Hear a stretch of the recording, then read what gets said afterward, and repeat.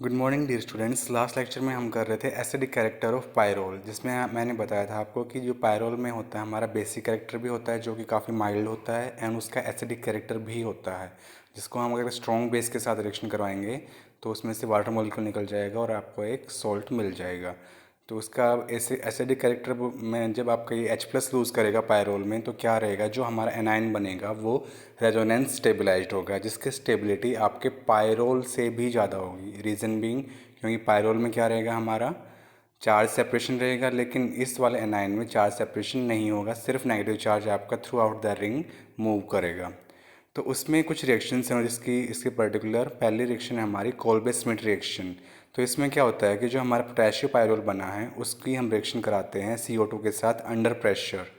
तो उसमें क्या हमें क्या मिलता है, हमें मिलता है pyrrole 2 carboxylic acid and pyrrole 3 carboxylic acid.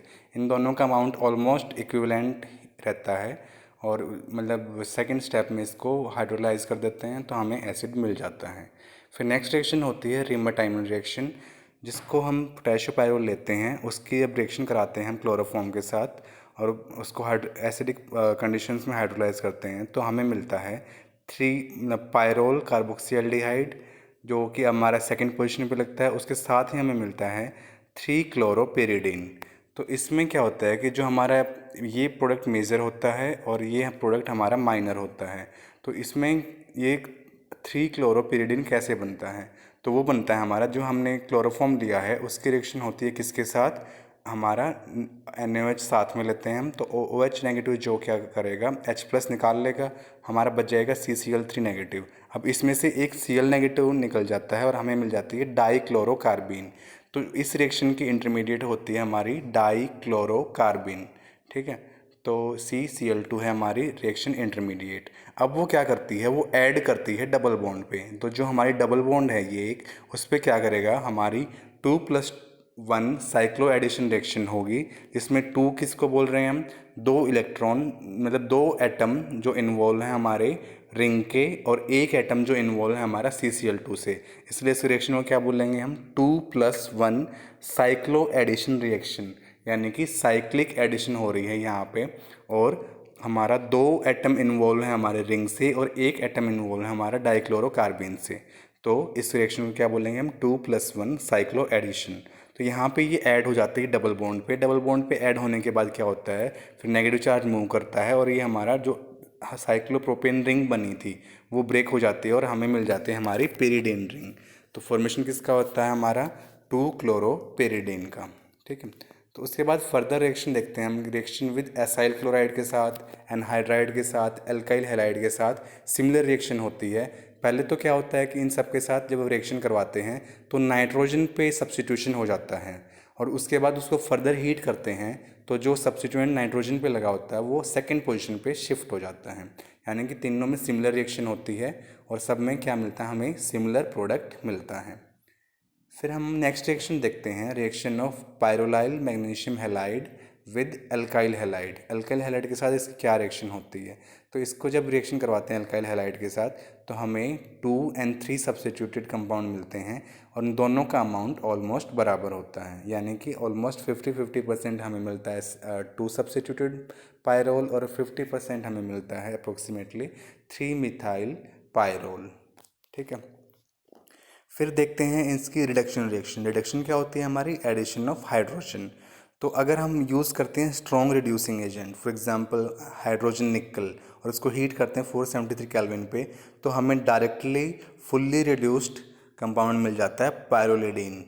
अगर हम इसका यूज़ नहीं करते, इसको स्टेप वाइज रिडक्शन करना चाहते हैं, तो उसके लिए हम यूज़ करेंगे जिंक एसिटिक एसिड, जिससे हमें मिलेगा 3 पायरोलिडीन। अगर 3 पायरोलिडीन को फर्दर हम रिड्यूस करेंगे HI एंड रेड फॉस्फोरस के साथ और हीट करेंगे तो हमें मिल जाएगी पायरोलिडीन।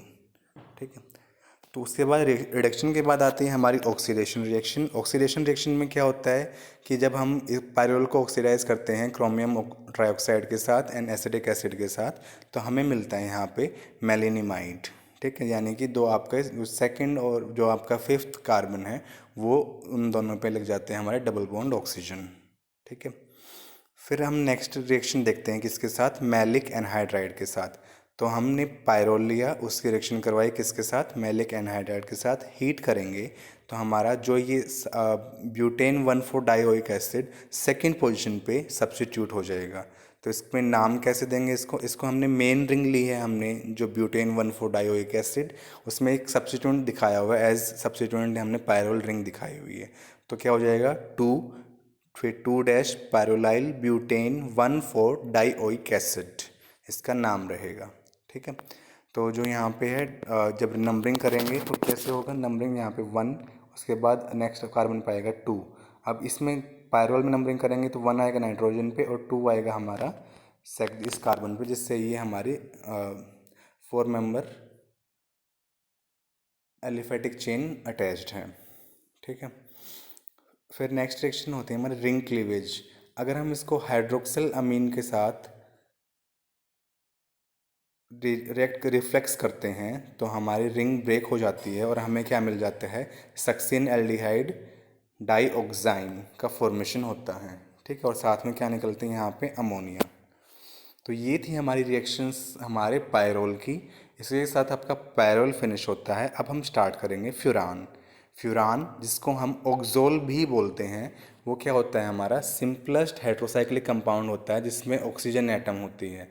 ठीक है, और इसमें क्या होता है, ये वुड टार में मिलता है और उसके साथ में मिथाइल फ्यूरान भी मिलता है, दोनों साथ साथ मिलते हैं, फ्यूरान भी और मिथाइल फ्यूरान भी। ठीक है, तो सबसे पहले हम देखते हैं इसका फॉर्मूला, जैसे हमें पता ही है। तो क्या होता है, C4H4O, जो इसका का मोलिकुलर फॉर्मूला होता है। ठीक है, उसके बाद फिर बात करते हैं इसके मेथड्स ऑफ प्रिपरेशन की। पहला मेथड है किससे, म्यूकिक एसिड के साथ। तो हम लेते हैं म्यूकिक एसिड, उसको करते हैं ड्राई डिस्टिलेशन। तो उसमें क्या होता है कि हमारा CO2 निकल जाता है, यहाँ से CO2 जाएगा। ठीक है, CO2 जाएगा और वाटर मॉलिक्यूल निकल जाएंगे, OH OH OH। और हमें पहले क्या मिलता है, पहले तो हमें मिलता है फ्यूरिक एसिड, उसको हम फर्दर हीट करते हैं क्यूनोलेन में कॉपर पाउडर के साथ, तो हमारा डी कार्बोक्सिलेशन रिएक्शन होती है। कौन सी रिएक्शन होती है यहाँ पे, डी कार्बोक्सिलेशन, जिसमें क्या होता है कि हमारी CO2, हमारा कार्बोक्सिल ग्रुप जो होता है वो रिमूव हो जाता है और CO2 वहाँ से निकल जाती है और हमें क्या मिल जाता है, हमारा फ्यूरान। ठीक है, फिर नेक्स्ट रिएक्शन आते हैं हमारी डी कार्बोनाइलेशन ऑफ फरफ्यूरल, यानी कि जैसा कि नाम से ही क्लियर है, यानी कि इसमें से हमारा कार्बोनिल ग्रुप C+O ग्रुप यहाँ से रिमूव होगा। ठीक है, फरफ्यूरल क्या होता है, वह हमारा फ्यूरान होता है, फ्यूरान के सेकंड पोजीशन पे अटैच होता है हमारा C+O, यानी कि कार्बोनिल ग्रुप CHO। ठीक है, जो एल्डिहाइड फंक्शनल ग्रुप बेसिकली जो होता है। ठीक है, तो हम स्टार्ट करते हैं पेंटोसिन से। पेंटोसिन क्या होता है हमारा, ये कार्बोहाइड्रेट होता है जिसको हम HCl के साथ, वाटर के साथ और हीट करते हैं तो हमें मिलता है एल्डोपेंटोज। ये एल्डोपेंटोज किन्हीं भी 4 में से कोई एक हो सकता है, जो आपका रेबिनोज होता है, राइबोज होता है, लिक्सोस होता है, जाइलोस होता है। ठीक है, अब इनको क्या होता है, इसको फर्दर हीट करते हैं तो डिहाइड्रेशन होता है और साइक्लाइजेशन होती है। जब आपकी साइकिल बन जाती है तो हमें मिल जाता है फरफ्यूरल। फरफ्यूरल कुछ नहीं होता, ये फ्यूरान के सेकंड पोजीशन पे हमारा कार्बोनिल फंक्शनल ग्रुप अटैच्ड होता है, यानी कि एल्डिहाइड फंक्शनल ग्रुप रहता है इसके सेकंड पोजीशन पे। अब इसको हीट करते हैं ऑक्साइड कैटलिस्ट के साथ स्टीम में और 673 टेम्परेचर केल्विन टेम्परेचर रखते हैं तो हमें मिल जाता है हमारा फ्यूरान। तो ये तो हमारी मेथड्स ऑफ प्रिपरेशन थी फ्यूरान की। अब हम बात करते हैं फ्यूरान के डेरिवेटिव अगर हमें बनाने हो तो वो हम कैसे बनाएंगे। तो पहला उसमें रिएक्शन आती है हमारी डिहाइड्रेशन ऑफ 1,4 डाइकीटोन, जिसको पालनोर सिंथेसिस भी बोलते हैं।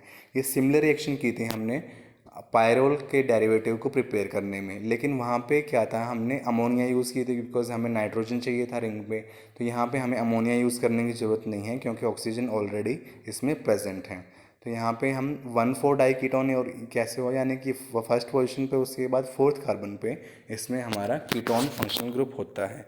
तो नाम क्या होता है इसका, हेक्सेन 1,4 डाइओन। ठीक है, तो उसको हम हीट करते हैं किसके साथ, P2O5। जो हमारा ये मतलब रिएजेंट होता है P2O5, ये होता है हमारा डिहाइड्रेटिंग एजेंट। ठीक है, तो यहाँ पे क्या होता है, जो पहले तो जो हमारा ये कीटो फॉर्म है C+O, वो कन्वर्ट होता है इनोल फॉर्म में। इनोल मतलब इन, यानी कि डबल बॉन्ड यहाँ पे, और ओल मतलब एल्कोहल OH। अब जब ये इनोल में कन्वर्ट हो जाता है तो क्या होता है, यहाँ से एक वाटर मॉलिक्यूल निकलता है, एक से जाएगा H, दूसरे से जाएगा OH।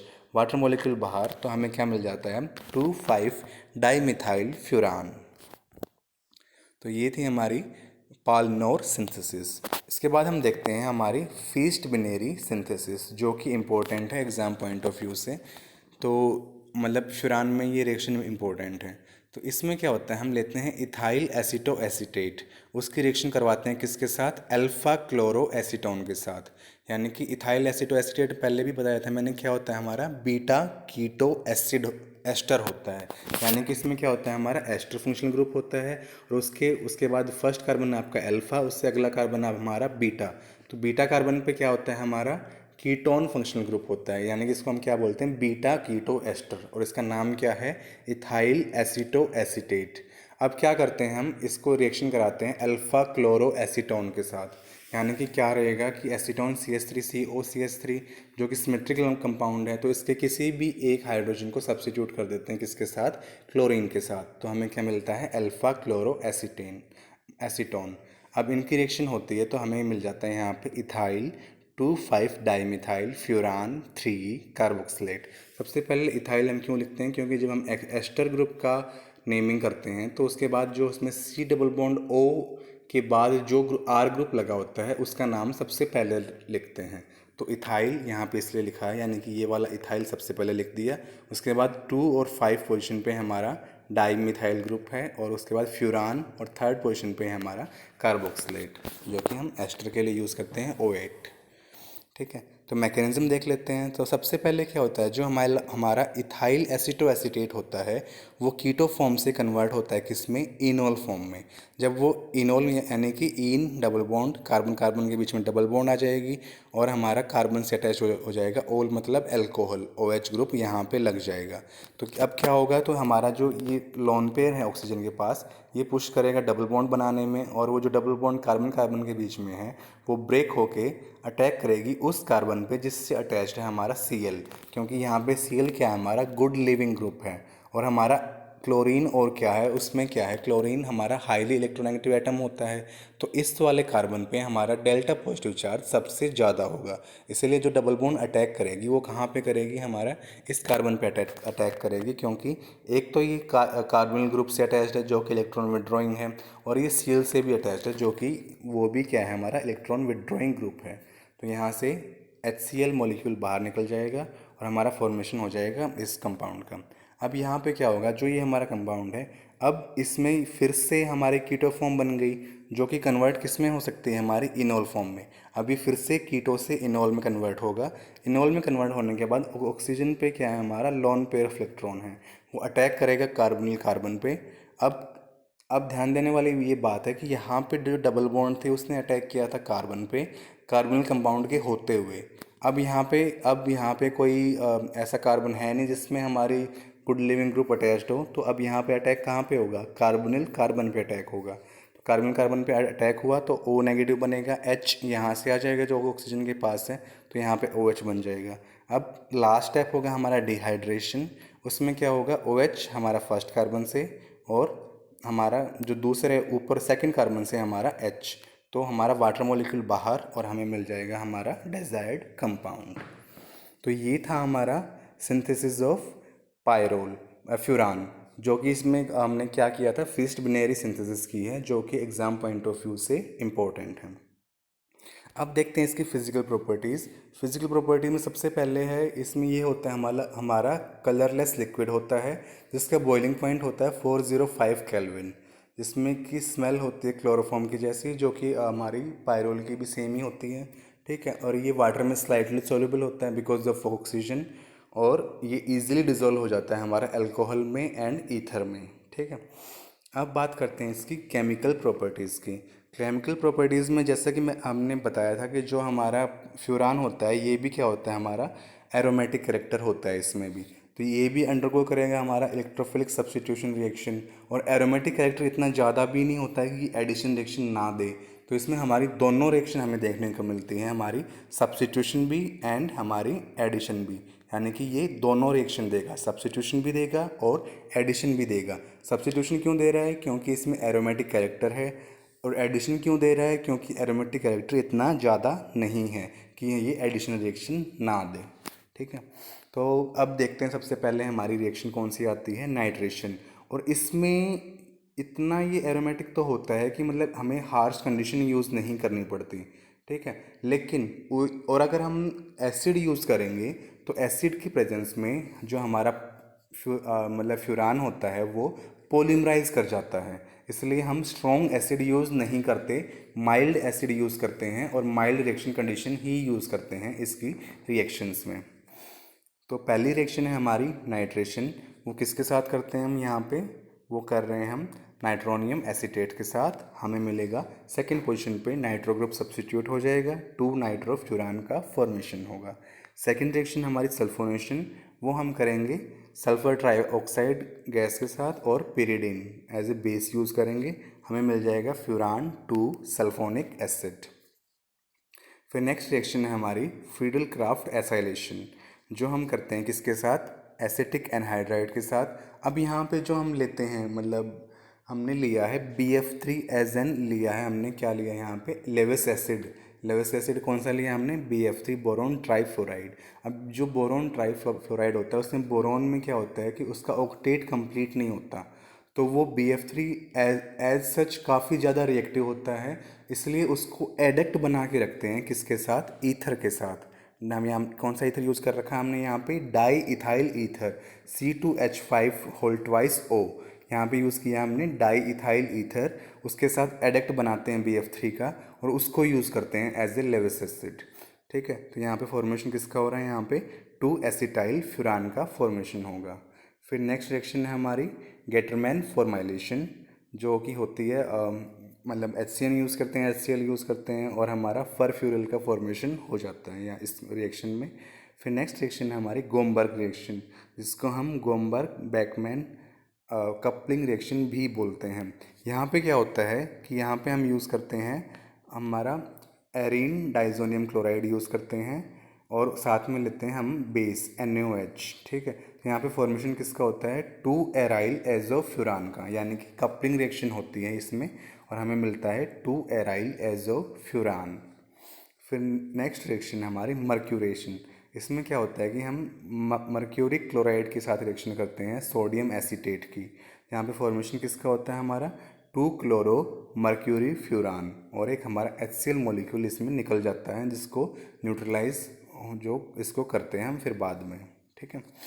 फिर नेक्स्ट रिएक्शन है हम किसके साथ, हमारी ऑर्गेनो लिथियम कंपाउंड्स के साथ।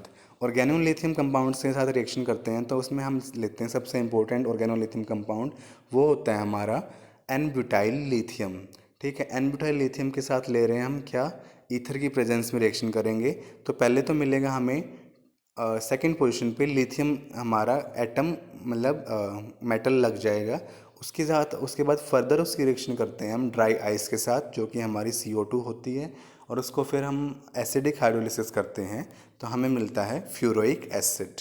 यानी कि बेसिकली पहले क्या कर रहे हैं हम, पहले तो हम बना रहे हैं इसका एनाइन यानी कि यहाँ पे जो सेकंड पोजीशन पे जो हाइड्रोजन होगी उसको हमारा ब्यूटाइल ग्रुप ले लेगा और हमारा ब्यूटेन निकल जाएगी, यहाँ से C4H10 गैस ब्यूटेन निकल जाएगी और हमारा क्या हो जाएगा, एनाइन बन जाएगा। ये फ्यूरान पे नेगेटिव चार्ज एंड लिथियम पे पॉजिटिव चार्ज। अब क्या होगा, ये एनाइन अटैक करेगा किस पे, ड्राई आइस पे, यानी कि CO2 पे अटैक करेगा तो हमें क्या मिलेगा, फ्यूरोइक एसिड मिल जाएगा, ठीक है। फिर नेक्स्ट रिएक्शन है हमारी इसका बेसिक नेचर।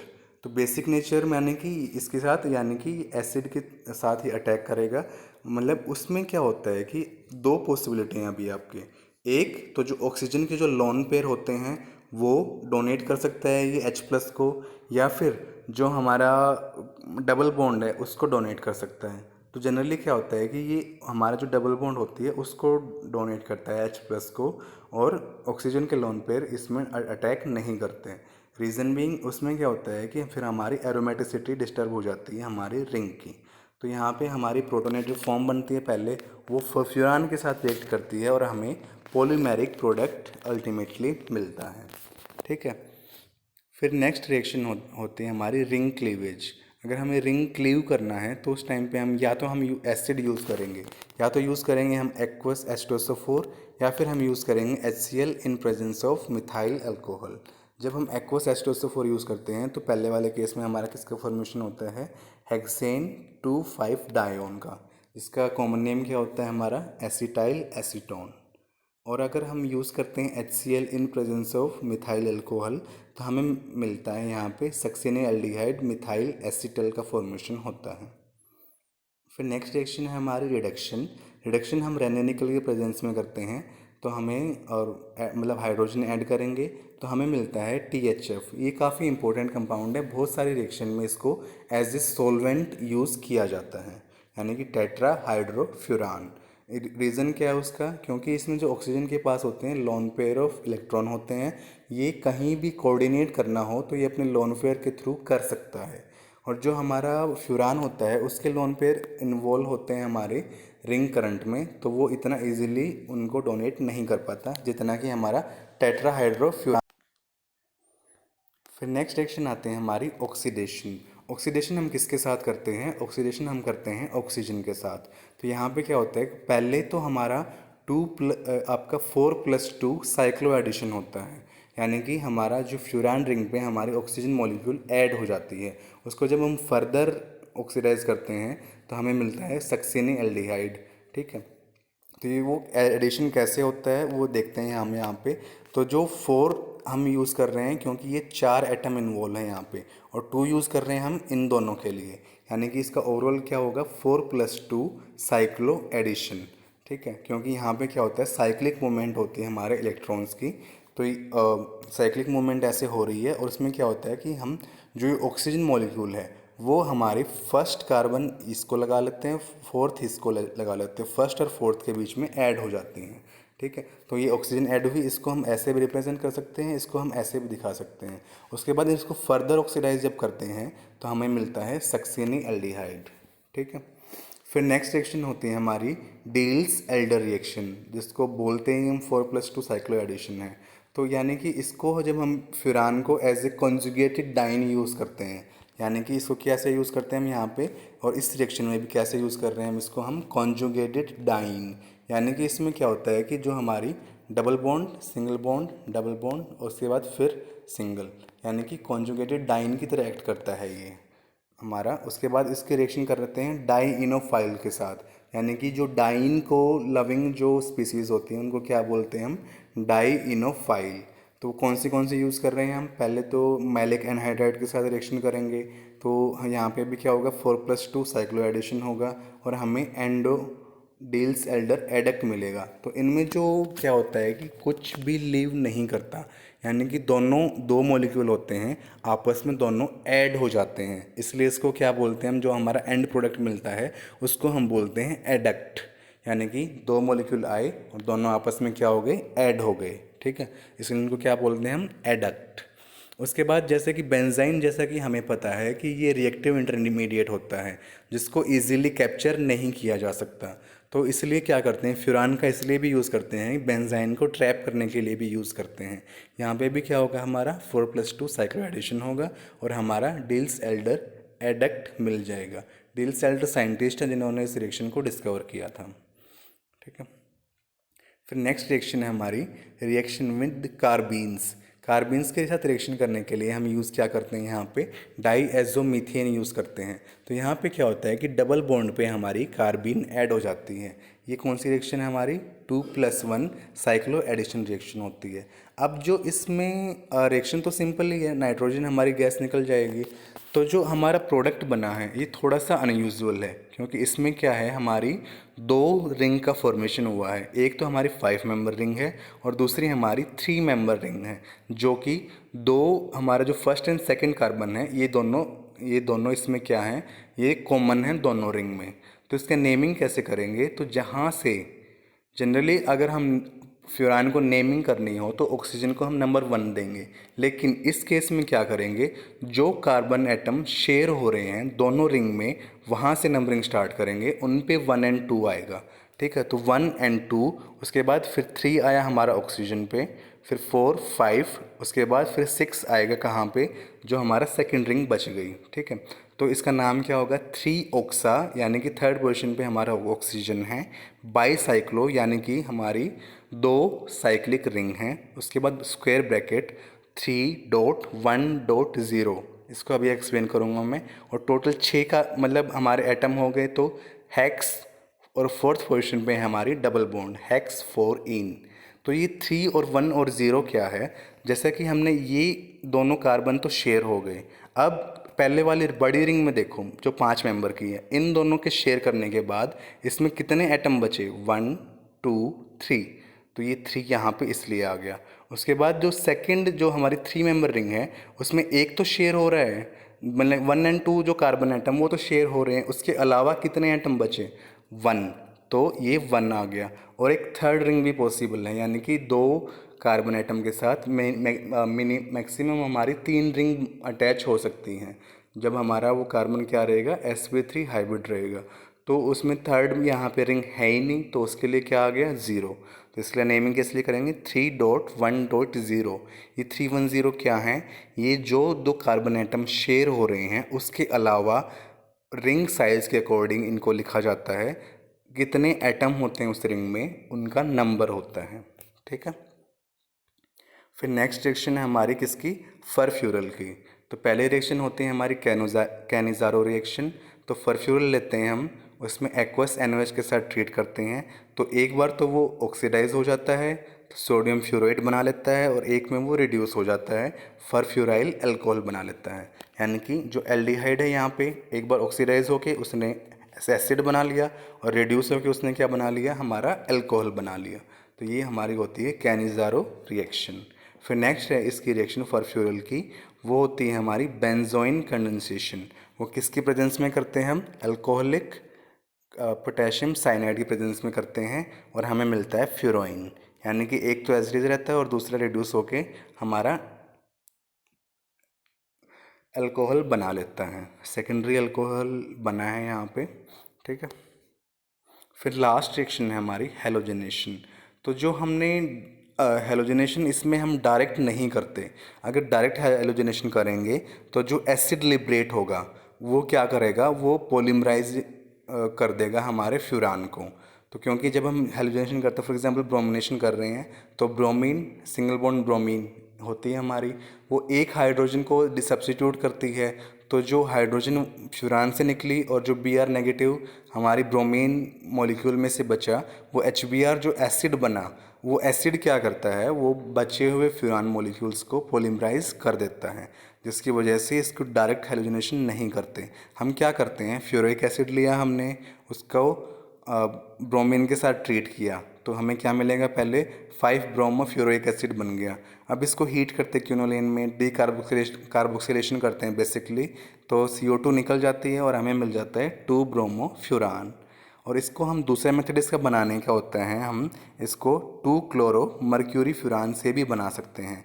तो क्योंकि मर्क्यूरी ग्रुप को सब्स्टिट्यूट करना बहुत ईजी होता है, तो डायरेक्टली अगर हम ब्रोमीन के साथ, आयोडीन के साथ, इवन हमारे एसाइल क्लोराइड के साथ भी इसको सब्स्टिट्यूट कर सकते हैं। तो हमें जो भी हम रिएजेंट यूज़ करेंगे उसके रिस्पेक्ट में हमें वो प्रोडक्ट मिल जाएगा।